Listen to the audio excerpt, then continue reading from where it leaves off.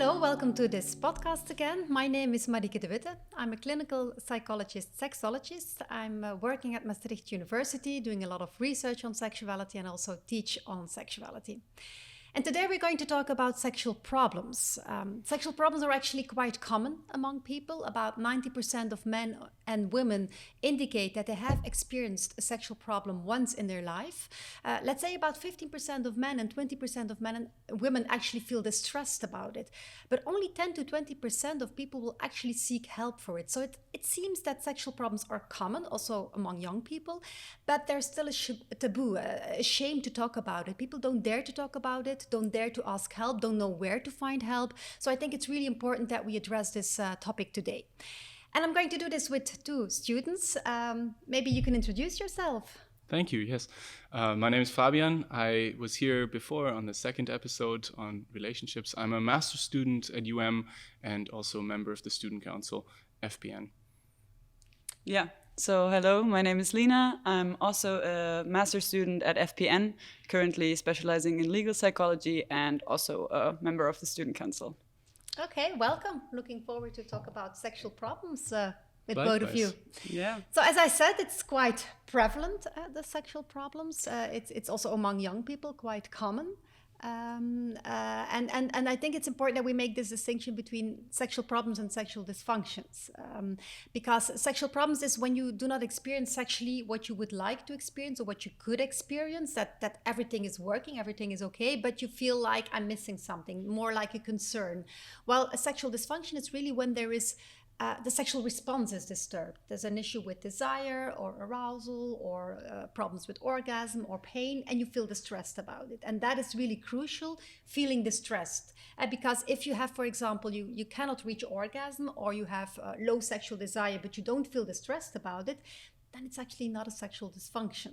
So I think it's really important to make that distinction between problems and dysfunctions, and always ask people like, do you feel distressed and do you want to have help? Do you want to seek help for the problem? Yeah. Sure. Yeah. I mean, if you don't experience any issue, why do something about it? But that makes a lot of sense. And also to link that back to the prevalences that you mentioned in the beginning. So when we're talking about sexual problems, that's the 90%. So that's quite a high number, but that doesn't mean a DSM, criteria type disorder. Exactly. Yeah. Because, I mean, it's quite normal to experience a sexual problem once in your life, in the sense that there might be periods in your life that you have a lot on your mind, that it's very stressful to combine work and household and whatever, and that it might be like a few months, a few years that desire is low, or that you didn't really feel into sort of sex. It does not necessarily need to be a problem. You do not necessarily feel distressed about it. But if you feel distressed, of course, you can do something with it. It's not like, okay, well, it's a normal phase in my life. I just have to wait and pass by. No, obviously, you can actually do something, even when it's 1 year, 2 years. But it does not necessarily need to be like a sexual dysfunction that requires help. It really depends indeed on whether you're distressed. But if we really look at the dysfunctions, still prevalences are quite high. It's about 20% of women experiencing sexual problems. That's 1 in 5.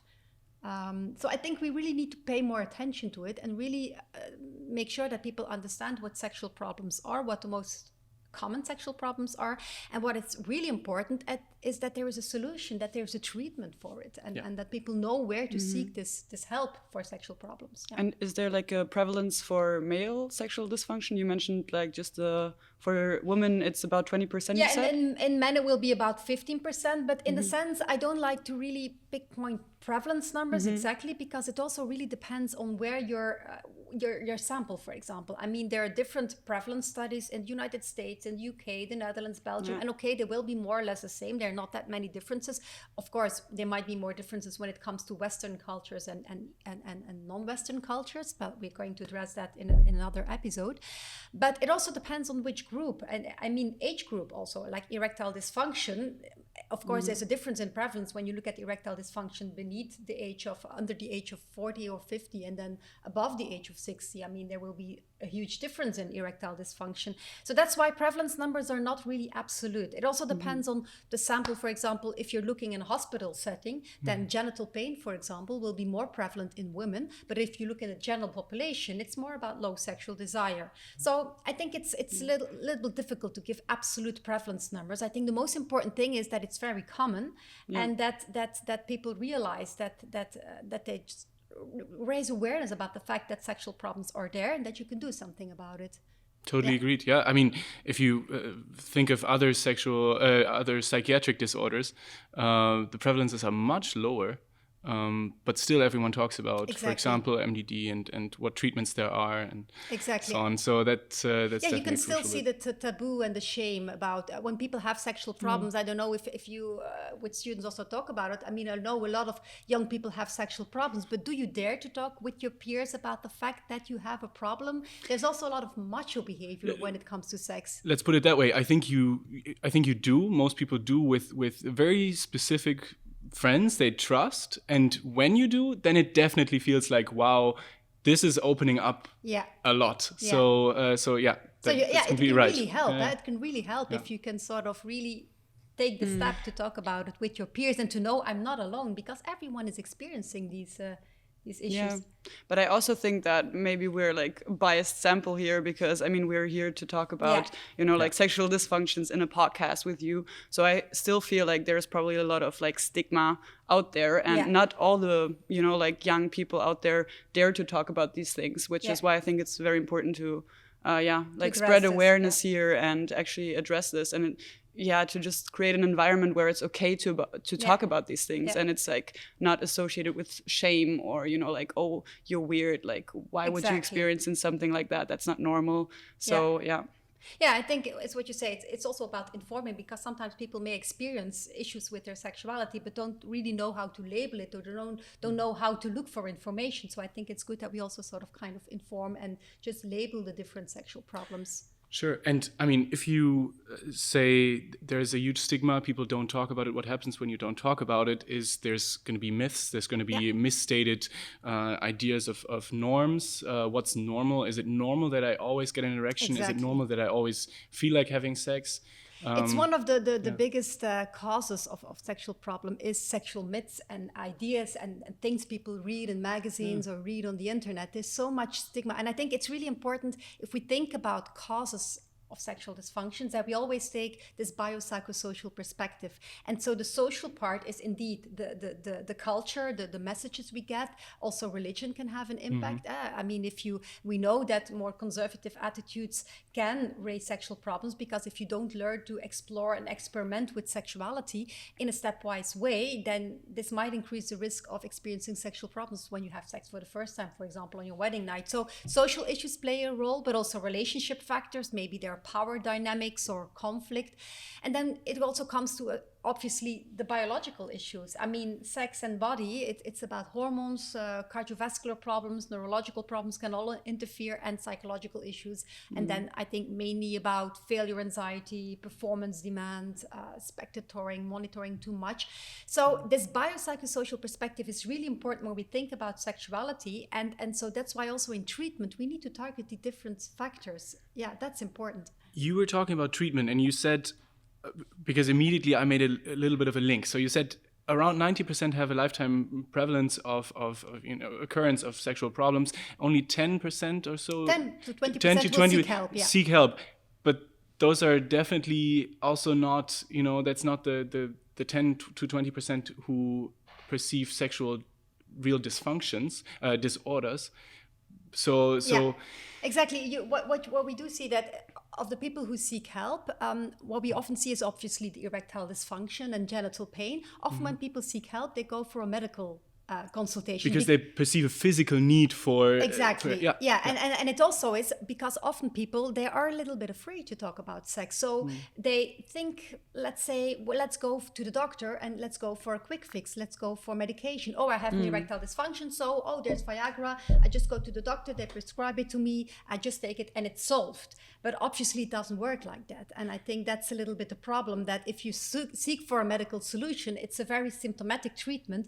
And always, like I said, it's this interaction between biological, psychological factors. So even when there is a biological cause, there are still psychological factors that will play a role in maintenance and exacerbation of the problems, because even when you have a physical cause of erectile disorder, there's still performance anxiety, there's failure anxiety. So even when you take this pill, you have this idea of this, oh, it's an artificial sense of It's intimacy. not me doing that. It's not me doing that. So it also causes problems. And we know that about 50% of people stop taking medication within 1 year. So there's a large dropout. And that's not a good thing. No, it's not a good Not thing. necessarily. So Yeah. when I understand you correctly, you're saying when it works and you regain your confidence, you gain your trust.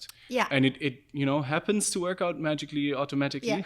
Yeah. Let's put it that way. Then of course you can cessate medication and these kinds of treatments. Well- but when it doesn't, that's a negative sign. Yeah, it depends on the cause. I mean, when there's a physical cause and you really need the Viagra because otherwise it doesn't work anymore, then obviously it's important that you continue taking it.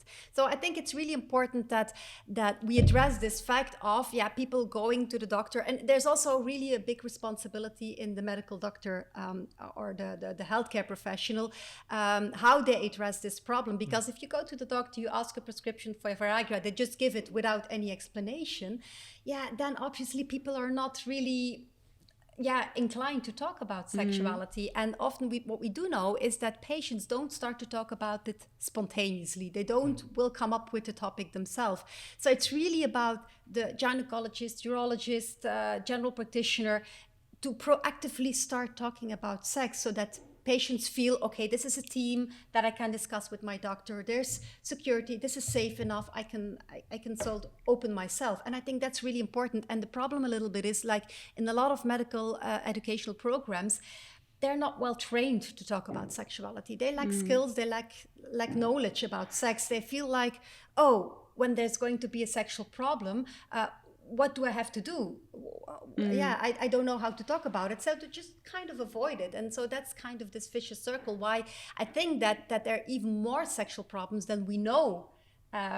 Because people don't spontaneously talk about it. Yeah, that's quite surprising. Like, especially I'd say in the doctors, like you would, or I would have assumed that the stigma, like the social stigma, doesn't necessarily latch onto that group specifically, since for them it's like so much even more important to actually, address these issues, especially since it often, like you mentioned, that it can have like a biological cause, but then again, of course, the psychological side of it is always there and always present and also needs to be tackled. So that's quite...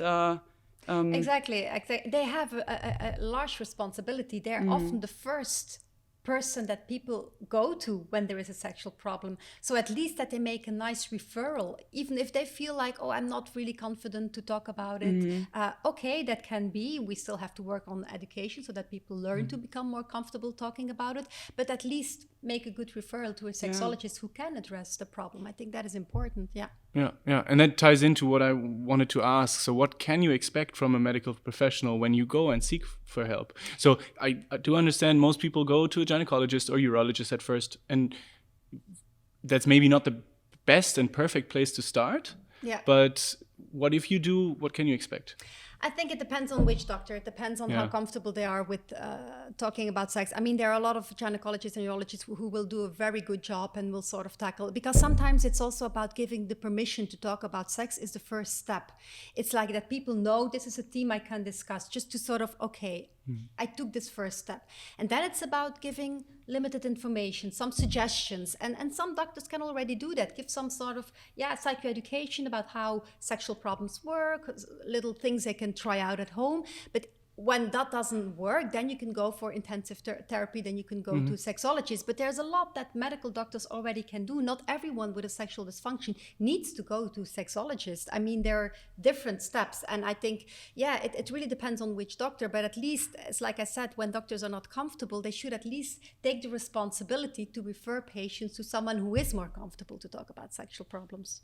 So is that then actually like happening? Like it seems like there's with the biopsychosocial approach, you need to like sort of like work together with different professions. So is that like working That's out? what we or? strive for. We try Yeah. to work as much as possible in multidisciplinary teams. This means that when you, for example, when a patient comes to the sexologist, you will automatically check whether they already went to a gynecologist or urologist. When they didn't, you refer. Or when they go to a gynecologist, gynecologists will say, well, start talking with a sex counselor or a sexologist as well. So I think it's really important that we work in these multidisciplinary teams. And also for a lot of sexual dysfunctions, we really need the different angles. And I'm thinking, for example, on genital pain. But maybe we can now dig into these sexual problems and that we sort of discuss what the most common sexual problem is. So because then we can sort of integrate all this information on treatment. Yeah. I was thinking the same, because you said there's, first of all, physical and psychological causes, but does it pertain to basically all types of sexual problems or only specific ones? Well, let's say every sexual problem can be caused by a biological All right. or psychological or relationship. We do see that, for example, desire problems are less biologically caused. Of course, it can have to do with hormones. If you have low testosterone, that can have an effect. But mainly when we look at sexual desire problems, especially in women, we don't make a distinction between a sexual desire disorder and a sexual arousal disorder. So we call it a sexual interest and arousal disorder. And this is because desire is often the result of beginning arousal. I have explained this in a previous episode, that your body automatically reacts to genital stimuli. And the moment you become aware of these bodily signals, you will further process a sexual stimulus, you give meaning to it. And when you expect something positive to happen, then you get the desire to do something with it. So you get desire by doing it. And so often, so when there is a problem with sexual arousal, then there's a problem with desire and vice versa. So that's why in women we don't make this distinction, because they often coincide. In men we do make a distinction between arousal and desire problems, because often erectile dysfunctions can be caused by purely biological issues after prostate cancer. Thinking also like blood circulation, Exactly, right? cardiovascular problems, diabetes. And we know that the penis is full of blood vessels. So whenever you have issues with blood vessels, then you will have erectile dysfunction.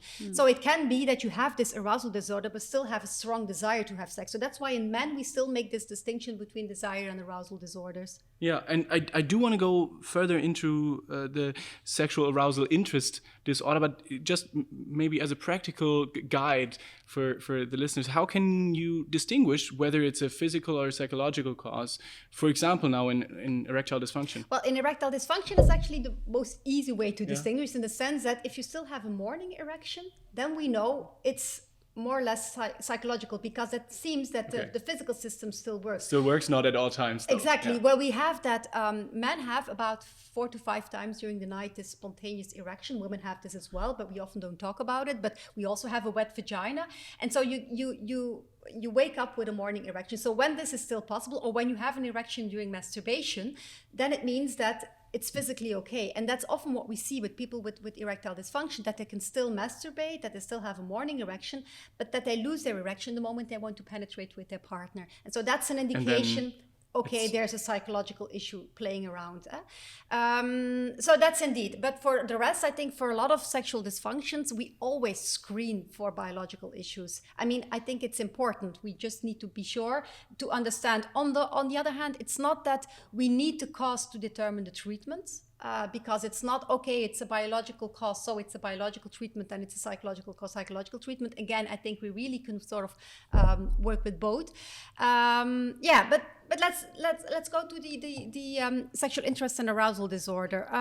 So what we know is, okay, desire by doing it. So this means that one of the most important steps, what we say to people is, well, sexual desire does not pop up spontaneously. You have to make the effort. You have to create the opportunities to have sex, and we have addressed this in a previous episode on planning sex. And the 10-minute rule, right? The 10-minute rule, exactly. Giving the chance. Yeah, giving your. So never ask yourself the question, do I have the desire to have sex? It's more about, am I motivated to open myself? So make sure that there is a sexual stimulus, and of course make sure that it's a sexual stimulus you like. So if you don't expect something pleasurable to happen, then obviously you will not open yourself for sex. So it's also, in terms of sexual desire, it's about the motivation to open yourself, creating the opportunity, but it's obviously also working on sexual stimulation, so making sure that it's desirable to have sex. I think that's important when it comes to desire disorders.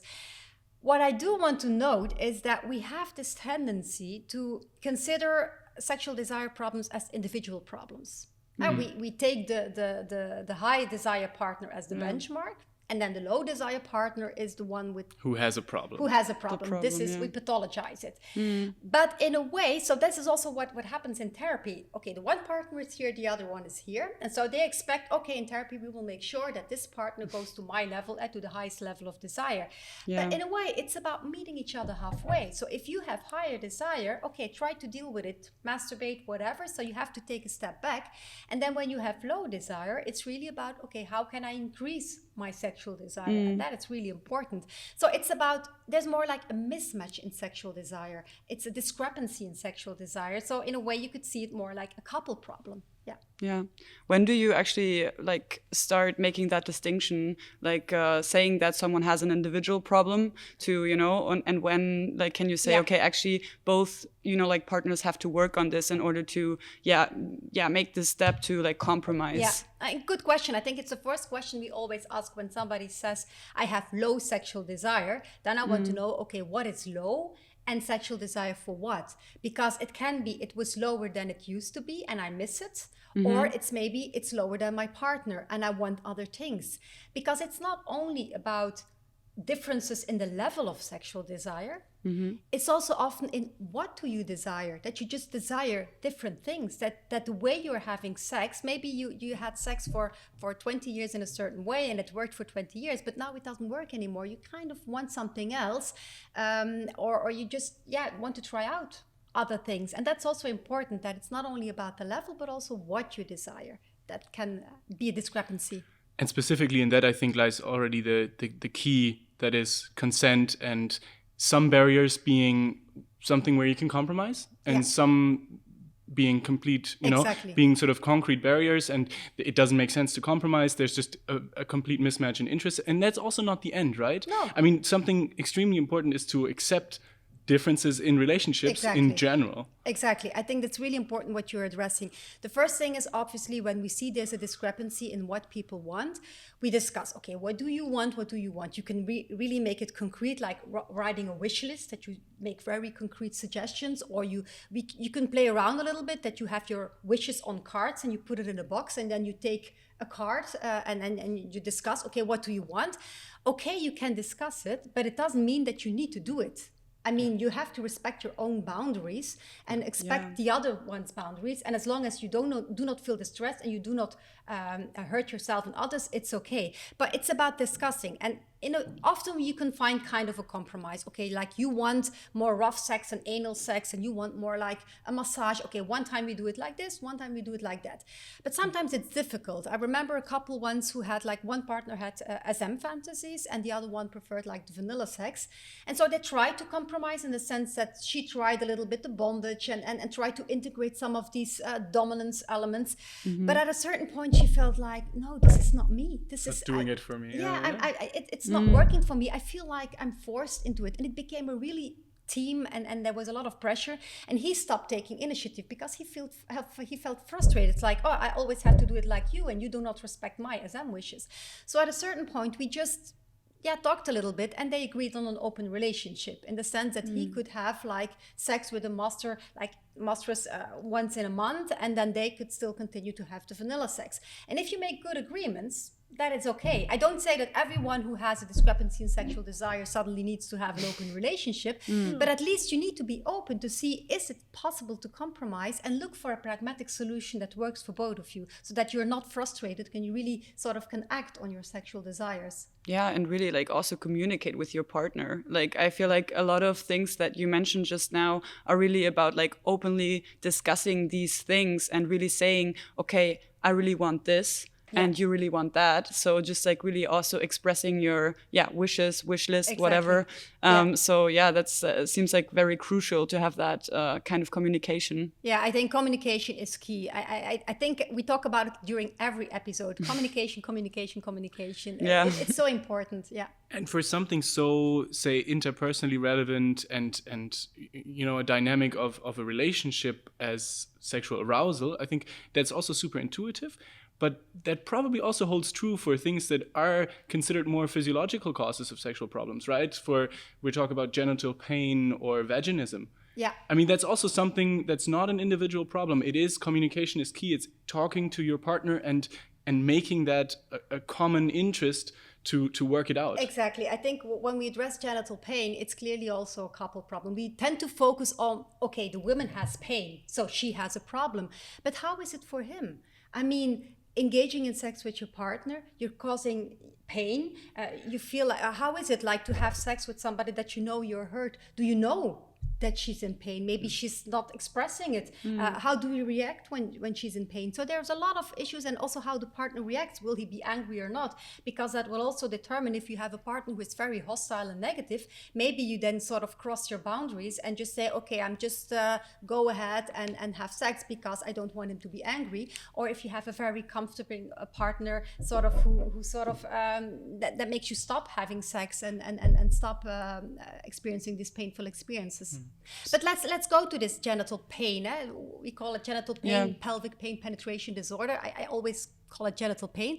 There used to be a distinction between dyspareunia and vaginismus. And I think it's interesting to indicate this because it used to be that dyspareunia is more about you can still engage in sexuality and in penetration, but it hurts. Vaginismus means that you're so much tight that penetration is not possible anymore. But often we see that one results in the other. So that's why we kind of merged these two categories into one, into the genital pain disorder. But you can still hear a lot of these different subtypes of genital pain about, okay, is it still possible to penetrate or not? That really makes a difference. So we were talking about genital pain as a couple problem, and I think it's important to address this because it's a very common sexual dysfunction in women. And we often make this distinction between dyspareunia and vaginismus. Dyspareunia means that penetration is still possible, but it hurts. And vaginismus means that penetration is not possible anymore because you're squeezing your pelvic floor so much. But because often the one results into the other, that's why they kind of merged it into one category, the genital pelvic pain penetration disorder, which I label as genital pain. But both have to do with the pelvic floor, and it's about really tightening the pelvic floor too much, and that's why it really hurts. And I think that's important that in both dysfunctions, it actually has to do with fear.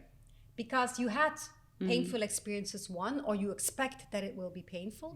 So you're anxious. And what happens is then you squeeze your pelvic floor, you lose your lubrication, you lose your sexual arousal. So then you have actually like a dry vagina that is narrow. So the moment you penetrate, you cause mechanical friction, you cause little wounds, which actually hurts. So there's women get trapped into this vicious circle of pain. And so that's why it's really important to focus on the different aspects of fear of squeezing your pelvic floor and working on sexual arousal, because these are the key ingredients which actually lead to genital pain. Yeah, and I can really imagine that also just your effect is a large contributor to that, because I guess the pelvic floor is controlled by the autonomous nervous system, and thereby if you're stressed, exactly, you know, whether it be linked to sex specifically or not, I guess that can have a contribution. It can have an effect. And we know that stress and negative emotions, that we have this tendency to squeeze the pelvic floor. And what we also sometimes see in women who are very perfectionist and sort of very in control, they actually squeeze their pelvic floor during the day. They often are not aware of it. They constantly do it. We call it like pelvic floor hypertonicity. And at a certain point, when you're constantly squeezing, you cannot relax anymore. And that's why sex becomes difficult. But often also they have issues with going to the toilet, because obviously when you want to pee, you also have to relax your pelvic floor. So they have a lot of bladder infections or obstipation. These are all signals that indicate, okay, there's something with the pelvic floor. So this fear is really important, negative emotion, stress. But when you think about it, it's not only when you have experienced pain, it's also the prospect, the thinking of pain. And then we have to think about the messages we give to young girls, saying, well, the first time it's going to hurt, it's going to bleed, it's going to be painful.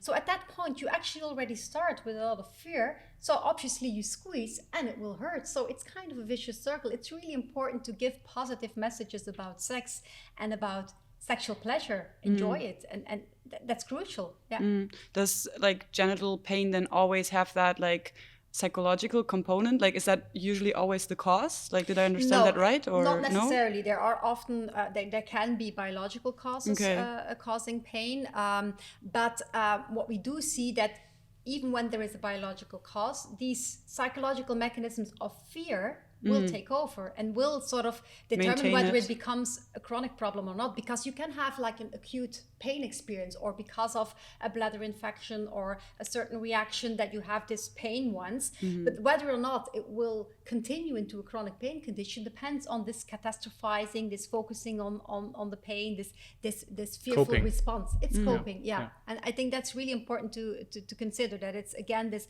biopsychosocial perspective on pain. And going back to the central theme that we always go back to, coping also not as an individual component, but as a couple component. Exactly. Yeah, exactly. It's really like a couple problem. I think it's really important, if we work with genital pain, that we treat the couple, and that you can sort of help to deal with the problem and see how you can sort of solve the genital pain. Because one of the things that is most important, obviously pelvic floor physiotherapy, that's why again medical treatments are important. It's about learning to relax your pelvic floor, but it's also about looking for sexual stimulation so that you expect something fun to happen instead of pain. And what is crucial is stop doing things that hurt. We call it a pain stop. It's because if you continue with having sex despite the pain, because you want to please your partner, you're afraid that you will lose your partner, what happens is that you keep on associating sex with pain, with negative emotions. So you need to sort of decouple this association and learn to associate sex with something positive again. So this means looking for sexual stimulation that you like, and stop doing things that hurt. And often when I say to people, well, there's a pain stop, then it's like, for how long? Yeah, you need to make the region rest, so for a couple of months. Then it's like, can't we have sex for 6 months? Obviously you can have sex, but not penetration, not the things that hurt. And eventually, step by step, when you learn to relax your pelvic floor, you overcome the fear, you learn to arouse yourself again, enjoy sexuality again, then step by step you can go to penetration, working with inserting fingers, inserting dilators with different diameters, so that you sort of step by step build to work on this penetration again. But the crucial part is really about looking for sexual stimulation and relaxing your pelvic floor, because in a way what I always say to people is genital pain is actually a signal that your body is not ready yet for penetration. You're not aroused yet, so take the time to enjoy sexuality. Yeah.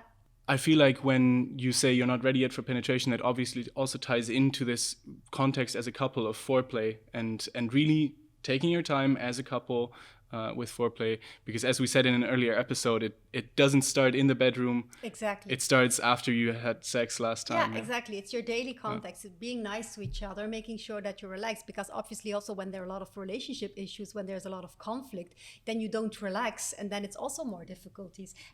It's like I said, also sex is communication. It's about getting the right stimulation, but it's also about the context, having a safe relationship. And I think that this relationship and partner responses will also kind of determine how women will cope with the pain.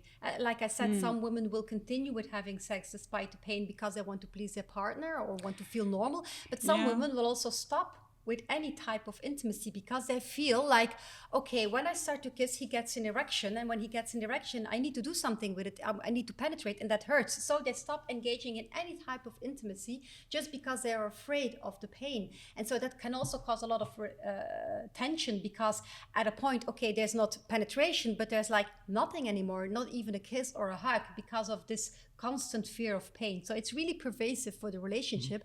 So that's why when you work with genital pain problems, automatically you will also address a little how it affects the relationship, how it affects the partner, and how he will react to the problem. Yeah. I think one aspect that I also hear from that, and that's, we didn't talk about it very specifically, and it might be obvious, but telling your partner about what you feel and what you perceive as sort of the first step and the most basic thing that you can do as a couple, right? Because when we talk about the pelvic floor, when we talk about pain, those are subjective things. They're not very visible. They're not very obvious.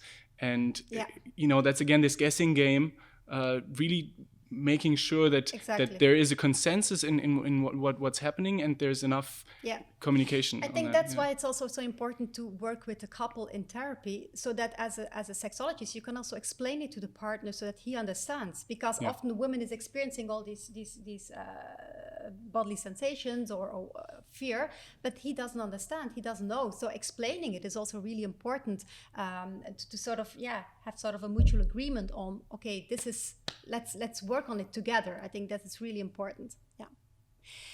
Now we address the genital pain. I think also one important sexual problem in women is orgasmic disorder, and it's also very common. But I think we already covered a lot in previous episodes when we talk about masturbation and about orgasm, because as we said there, a lot of orgasmic problems have to do with not getting the right stimulation. And the problem a little bit is that we are still focusing often too much on male penetration. But for women, that's often the least arousing part of sex, because they need clitoral stimulation. As we said in a previous episode, the majority of women reaches orgasm by stimulating the clitoris directly, and only the minority will reach orgasm via penetration, and it's also only indirect stimulation of the clitoris. So if you focus only on penetration, then it might be not satisfying enough for women. So that's why it's so important to try to work around it and have some variation. Use your fingers, a little vibrator. Try to, first of all, discover yourself. Like, okay, what do I need? What do I like? A lot of women don't know their preconditions for sexual arousal. So discover it yourself, and then you can sort of communicate it again to your partner. Indicate, what do you want? And yes, you can use a vibrator, because it's helpful. It gives you a maximum stimulation. So the moment you start to recognize these signals of arousal and orgasm, it will become more easier to reach orgasm also during sex with a partner. So that's why, I mean, obviously it's not a must. It's not that every woman now has to start using a vibrator and watching porn and listening to erotic podcasts. Only if it helps. Only if it works for you. Exactly. If it helps. It's out there.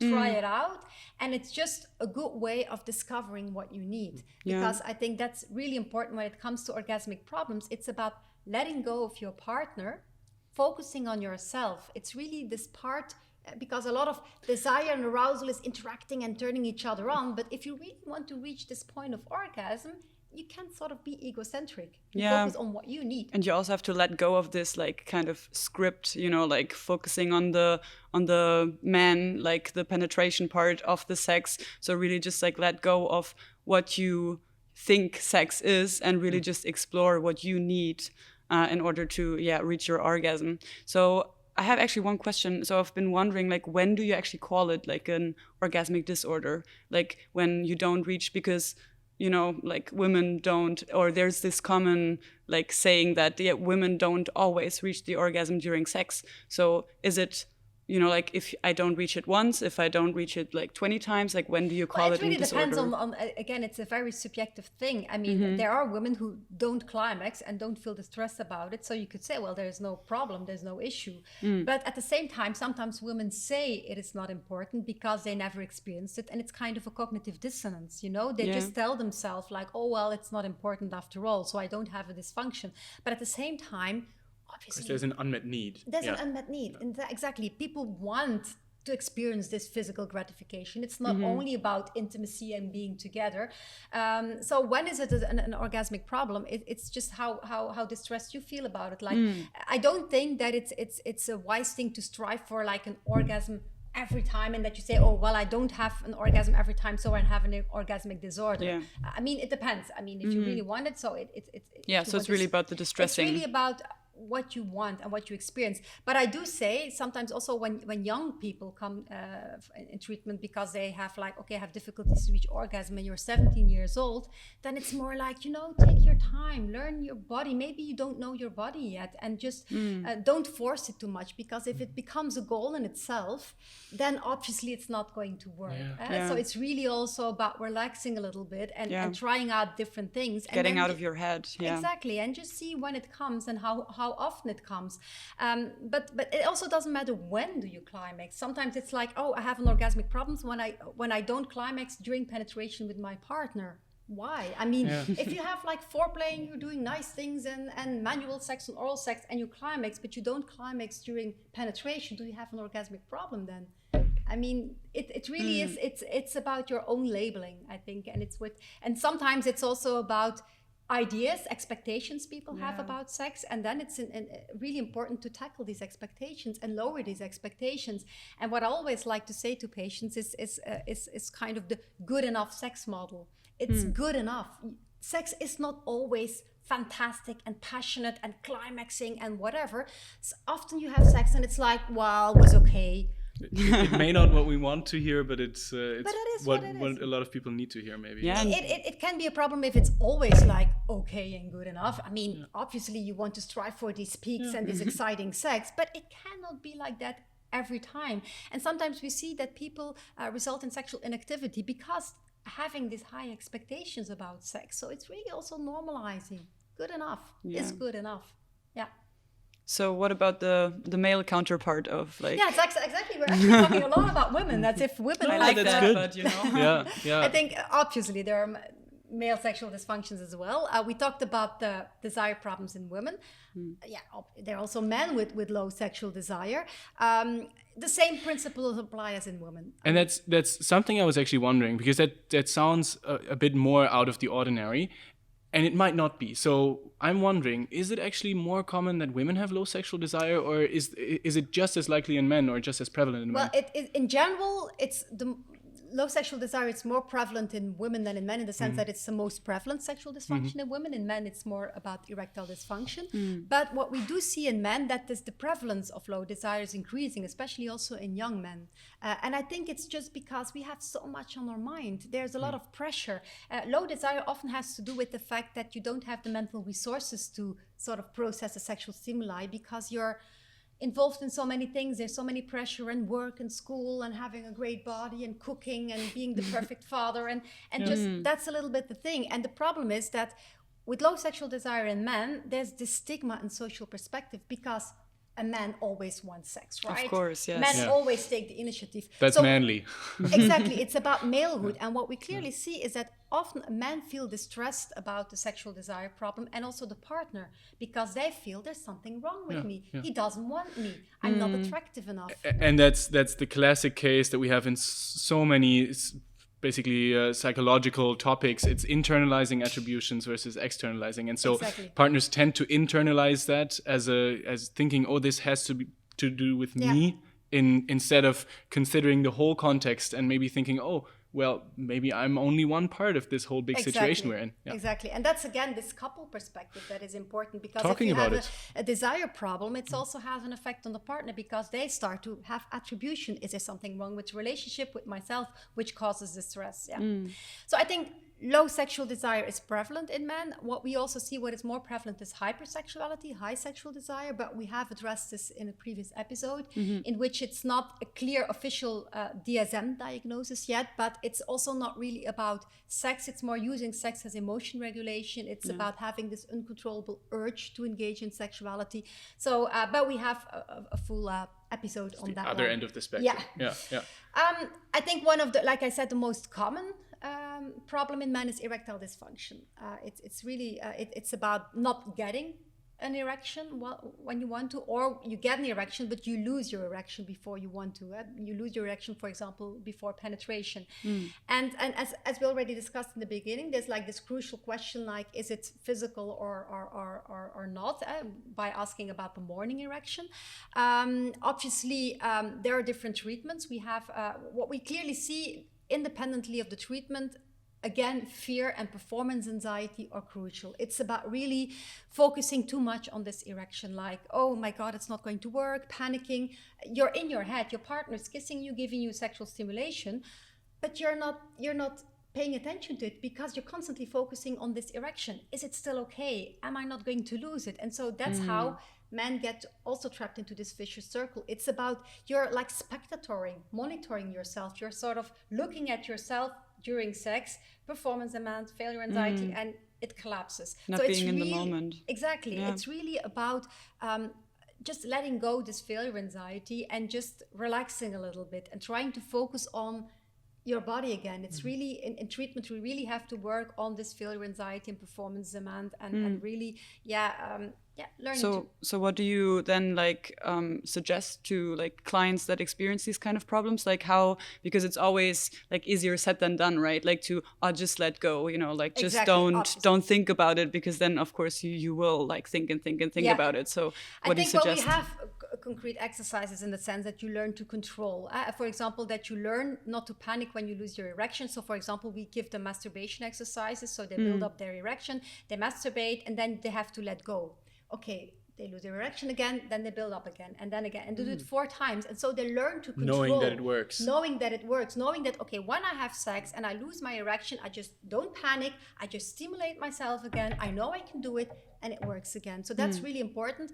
What also really works is sensitive focus exercises. So touching each other, so taking turns, like each partner touches the other one for 10 minutes. And but then you just make the agreement, okay, there's no penetration afterwards. It's really about touching each other. What and arouses focusing, you? Yeah, what arouses you. No, it's not even arousal. The focus is not on looking for sexual arousal. It's really about touching your body, because in the first phase you will sort of leave out the genitals, then you include the genitals, and then you can slowly go into penetration. But it's really important we have this penetration ban. It's really like you can engage in everything you want, but do not penetrate, because otherwise this sensitive focus exercise become like a foreplay again, and people start to ruminate, because that's often what happens when there is sexual stimulation. They catastrophize and it collapses. The element of performance expectations. Exactly. So it's really about, okay, penetration ban, you cannot penetrate. Often people then do it because that's the paradox.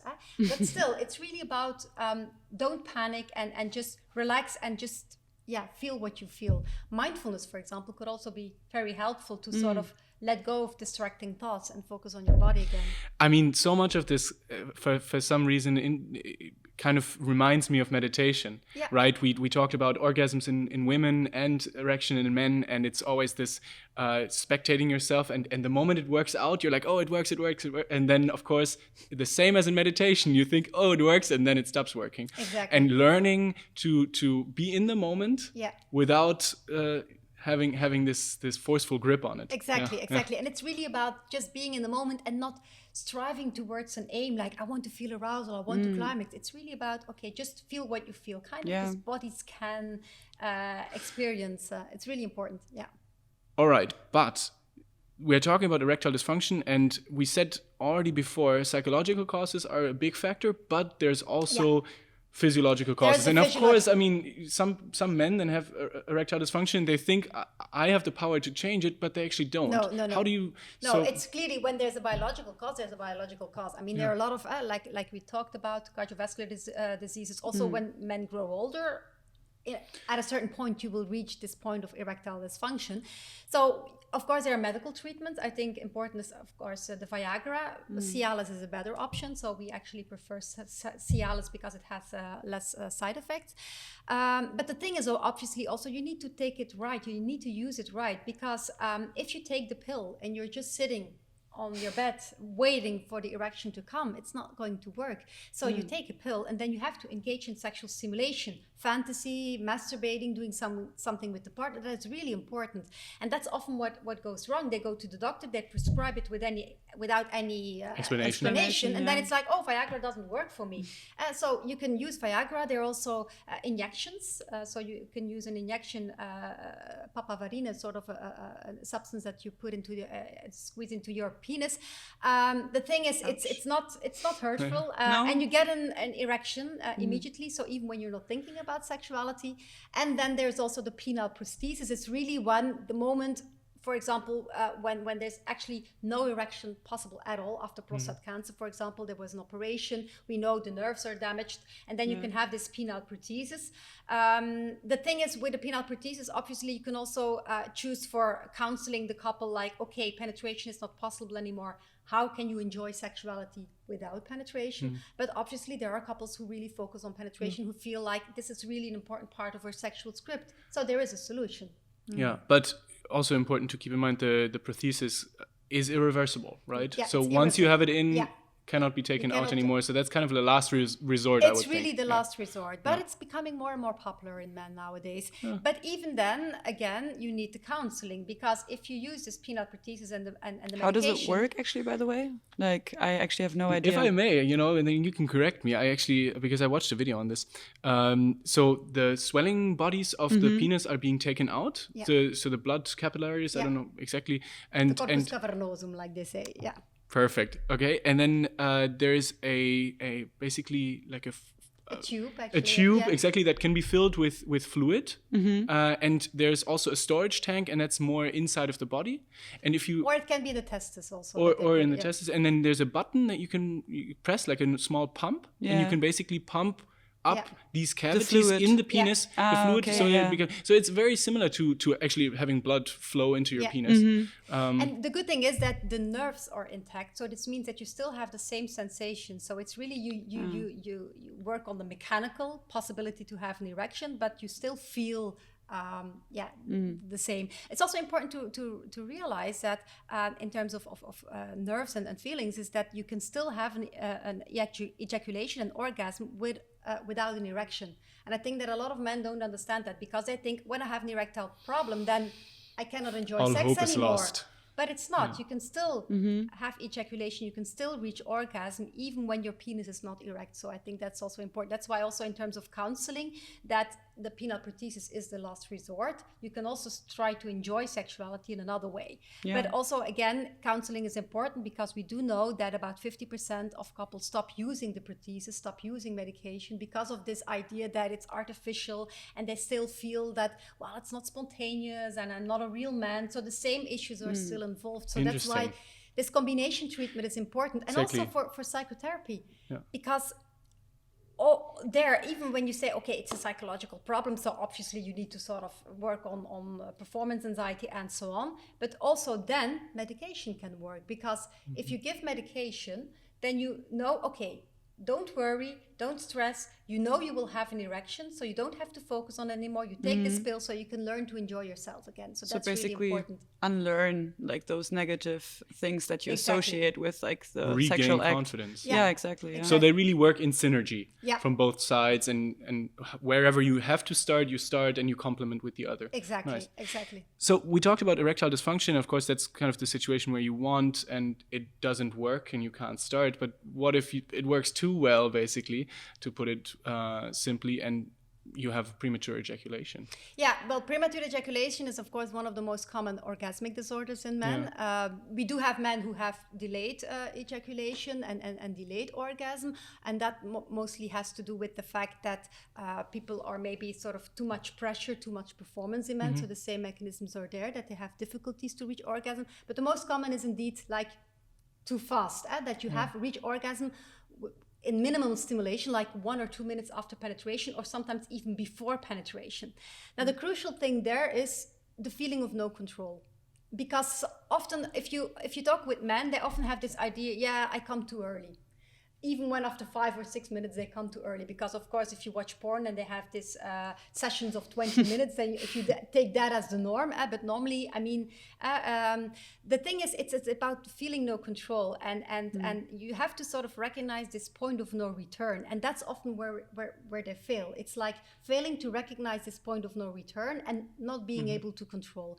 And they're so much focused on the stimulation, so much focused on I cannot come, that they actually provide very intense stimulation. So again, you have this vicious circle again. So it's really about learning to control yourself and learning to recognize this point of no return. And normally when we know that men, when you let them do their thing,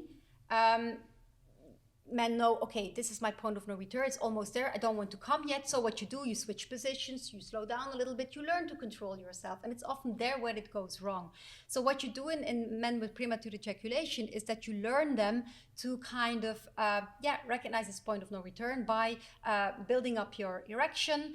When you feel, okay, I'm almost there, you squeeze really hard. Squeeze really hard below the top of your penis, and then it stops the ejaculation reflex. And then, okay, you let go again, you build up again, okay, this point is there, squeeze again, and then you do this 4 times, and then eventually you learn to sort of delay this point of no return, delay this ejaculatory reflex. So that's one way, so working on this stop, start and squeeze techniques. But we do also have a medical treatment, and a medical treatment, what works really good for a man with premature ejaculation is SSRIs, antidepressive medication. Because one of the side effects of SSRIs is delaying orgasm. And in terms of premature ejaculation, it's actually a good side effect. So you just take a low dose, a daily dose of SSRIs. There's also a medication, what is called dapagliflozin. And dapagliflozin is like on demand. So you can take it when you know, like Viagra, okay, we are going to have sex. So you take it and then 30 minutes later, sort of, it starts to work. And right. So SSRIs you have to take constantly. Take them daily, yeah. And that, I mean, that kind of sounds to me like they're not doing only that, they're doing much more. But is that safe? No, it's safe because obviously if you use SSRIs for depressive issues, then you will have like a high dose. Here we're talking about a very low dose. Right. And some men prefer that because it's less artificial in the sense, if you have to plan, I'm going to have sex and I take dapagliflozin. If you take SSRIs every day, then you sort of, it's more or less spontaneous then. So I think medication works really well, but again, it's never about this or that. It's really about and. And I think for all the treatments, we try to strive as much as possible towards a combination of psychotherapy, counseling, and medication. Obviously not for all issues medication is necessary, but the combination works really good. Yeah. And you were already talking about this stop, start, squeeze. I feel like then it's maybe not called the pelvic floor, but the muscles in general also play a big role in learning how to control them, because that's again such exactly the pelvic floor. It's that's also the pelvic floor. The pelvic floor. Okay. The pelvic floor plays an important role also during ejaculation and during orgasm. In men. So also in men, we often forget. We often talk about the pelvic floor in women, but men also have a pelvic floor.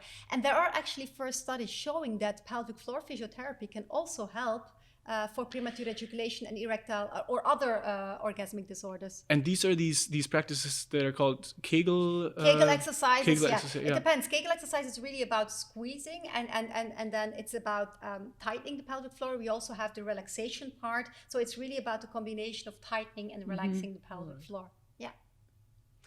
Okay. Well, I want to thank you both for this really interesting conversation. Obviously, we didn't talk too extensively about all the sexual dysfunctions. There's much more, and there are different subtypes. It's too much to cover into one episode. But I think the most important thing, what we wanted to do is actually inform you, raise awareness, indicate, okay, what are the most common sexual problems, and try to understand that it's nothing to feel ashamed for. It's common, there to ask help, there to talk about it, because again, as we indicated so many times, communication is key to have a pleasurable sex life. Thank you for listening and see you next time. Bye.